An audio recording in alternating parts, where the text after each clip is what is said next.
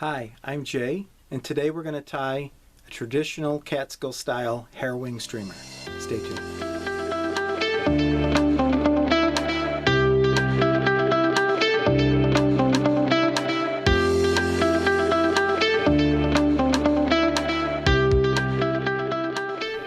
So we're going to place our hook in the vise. I'm going to start with just a plain nylon thread. This is 3/0. We're going to lock it on just back from the eye of the hook, and I'm going to, with touching wraps,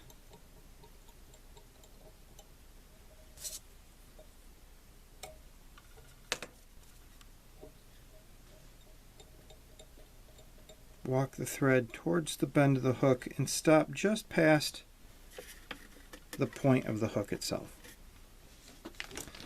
We will begin by first locking in our tinsel. This is just a Danville size 14 with a silver side and a gold side. And this pattern, which is a Beaverkill, is a white floss body with a silver tinsel. So we're going to place the silver side facing the hook shank itself,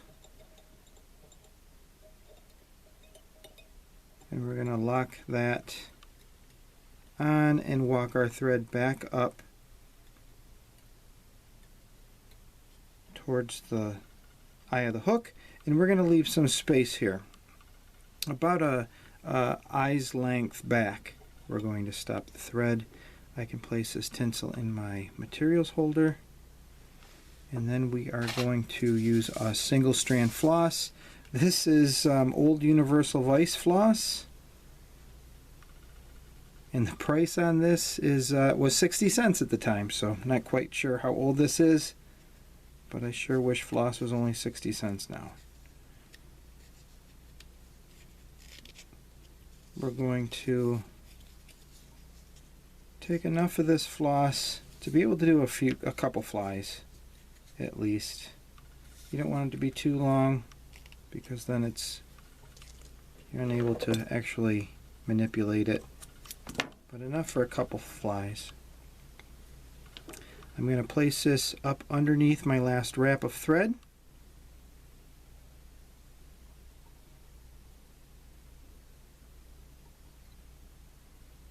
And with tension on my thread, I'm just going to then pull the floss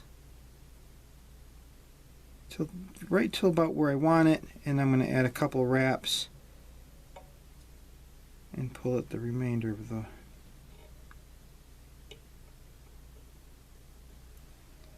So I've just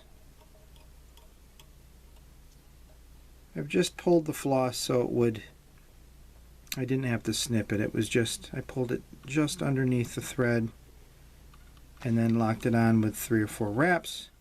Before we continue, I'm going to take my half hitch tool and just tie off the thread so we can now rest it on our bobbin cradle. Everything's nice and aligned. Now, since this vise can rotate, I'm going to utilize that ability. We're in the middle of February, so the tips of my fingers are a little bit dry, and wrapping floss is so difficult if you don't have baby soft hands. So what I'm going to do is I'm going to keep this floss taut, and I'm going to rotate the vise, and I hold the floss at a slight angle just so it lays flat and wraps up the hook. When I get to the point where the thread stops just past the point, the barb of the hook itself, I can reverse the angle of my floss so it walks back up the shank of the hook.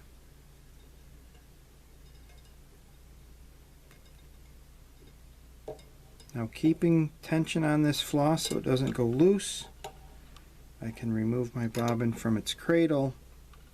And the easiest way, so you're not changing hands and whatnot, you do this final wrap, and as you bring it up over the hook, just bring it to the other side of your thread. And then when I lock the thread on, the floss is locked. You know, as I add a couple more wraps, the floss is locked right into place. I'll use my X-Acto knife just so I can trim it nice and close.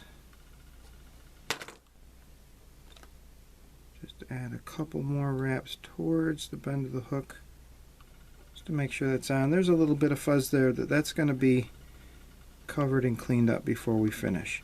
So now I can take my tinsel, wrapping it away from me. I can do a couple wraps on this hook shank at the end of the floss, and then angle the tinsel so it starts wrapping towards the eye of the hook. It'll take about 5 wraps to get up this shank, and there's an equal amount of space, white space, between each silver bar. And again, once I get up to this point next to the thread, instead of bringing it underneath to the left side of my bobbin, I'm just going to wrap it around and grab it from the right side, so when I pick up my bobbin and add a couple wraps, the flosses or the tinsel is locked in place. Again, I'm going to use an X-Acto knife just to trim that nice and close. Here we can see there's a little bit of space between the eye and where the floss itself starts, and that was illustrated by Ross in each of his books. The illustrations were pretty dramatic, were I think exaggerated, but I think in doing so, when we lock the hair on, the hook shank, as it steps up to the floss, I think it creates a ramp and helps that hair just flare out. As we put the wings on this fly, the top wing will rest directly on top of the hook shank. It doesn't wrap around to the sides or the bottom, and then the bottom, the belly, will in the same way will just lay right parallel with this hook shank, and it doesn't wrap to either side. So I think leaving that space was specifically to help the hair lay better. Today I am using black bear fur for the black. This streamer is just a black and white fly with a white belly. Or 3, 2, 1. This streamer is a black and white pattern with a white floss body. So I'm using black bear, which was also used by Cross. It wasn't always easy to get dyed bucktail, and black bear, of course, you know, is an animal that is native to this part of New York State. There is a lot of underfur, which once you snip the hair, you want to remove from the bottom of your pinch, and then I change my grip and I can stack by hand. Cross, when he writes about these flies, talks about them imitating baitfish specifically, and that a fly tied sparsely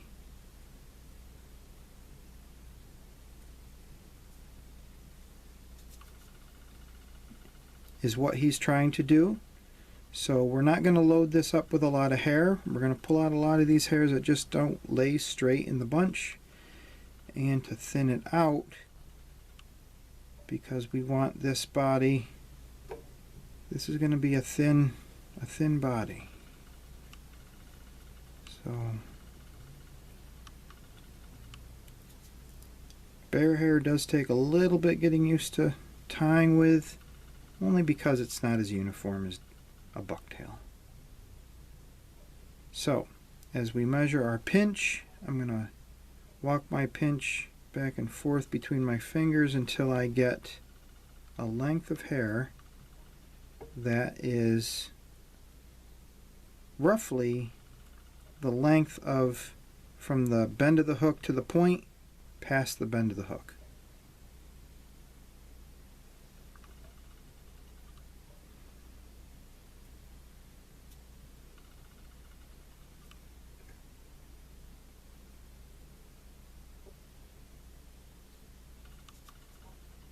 That's going to look pretty good. So, as Cross describes how to add the hair in his books, what he does is he will tie on the hair with the butt end sticking out and then snip it after the fact. I'm going to change that just a little bit in this demonstration. As you may have seen in some of my other videos tying bucktail jigs, I'm comfortable with just measuring the hair to the length I want, and then I switch my grip. Keep this left hand pinch tight, tight, tight, and then I trim the hairs right along my fingertips. Make sure my hook's up nice and straight, and I can place this pinch right where I want it. And I will first do, there's 4 fairly light wraps, and after my 4th wrap, when I come around the bottom, I'm going to pull straight up, which will add some pressure to the hair, but it will be directly down. So there's no rotating pressure to cause that hair to roll around the shank of the hook. That's nice and snug. Then I can add, that was 4 more wraps to hold it in place. Okay.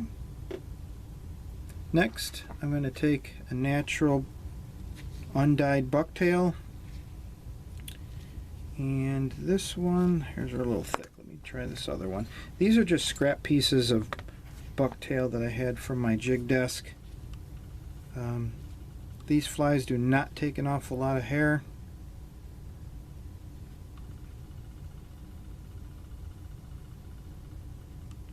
So the scrap colors that are left on these, you know, is just fine for what I'm using today. So I'm going to take a very sparse pinch of white. I'll snip that off again from the butt ends. I'm going to pull out all the broken hairs and the small fuzzies. Then I'll switch my grip, and I will align this by hand. I'm not trying to make the tips of these look like they went through a hair stacker, but I am trying to get them all roughly the same length, just a uniform length. And again, I'm going to pull out some of the real short hairs, and we're going to thin this pinch down just a little bit, because again, this is to imitate a bait fish. I'm using a smaller series hook, so my clump needs to be relatively small as well.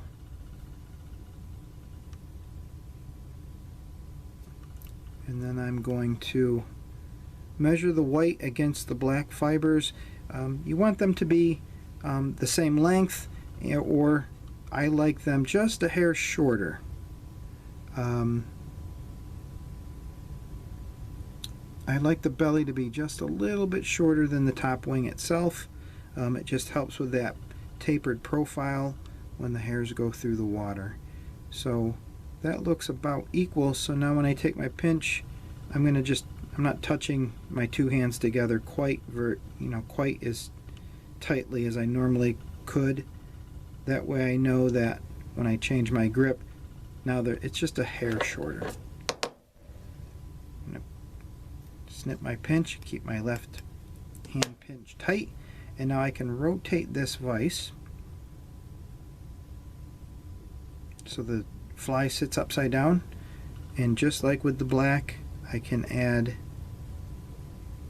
from the top that white hair. I'll do 1, 2, 3 wraps that were very light, and then I'm going to pull straight up. Now I can let go, and I can rotate the vise around. Will that do all right? I think so. And I can finish this head now. So the head of this does not have to be that big. This fly will not have eyes or jungle cock, anything like that. The pattern is a very simple black and white pattern.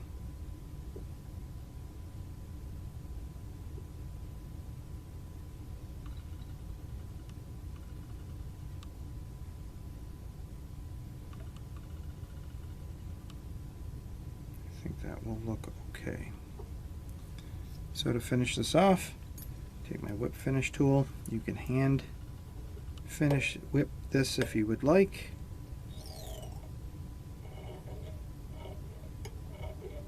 There's 4 wraps. The whip finish tool, again, I'm going to use my X-Acto knife and just trim that right up against the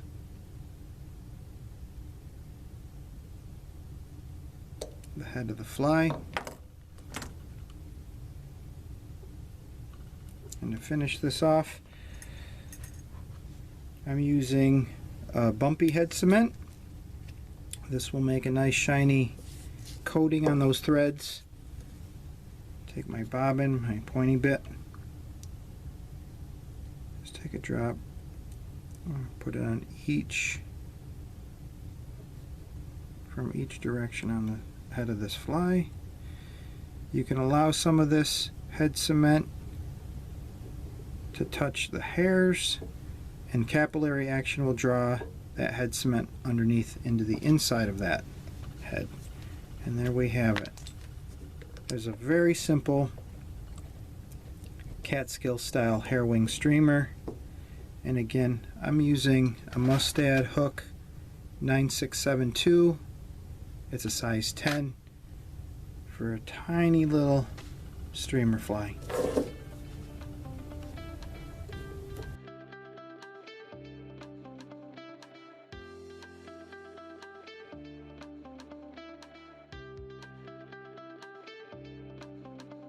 So that was my version of a Beaverkill, which is a traditional Catskill style Hairwing streamer. If you like what you saw here today, like, comment, and subscribe. You can follow me on Instagram at JIsOutdoorsy, and until next time, tight lines.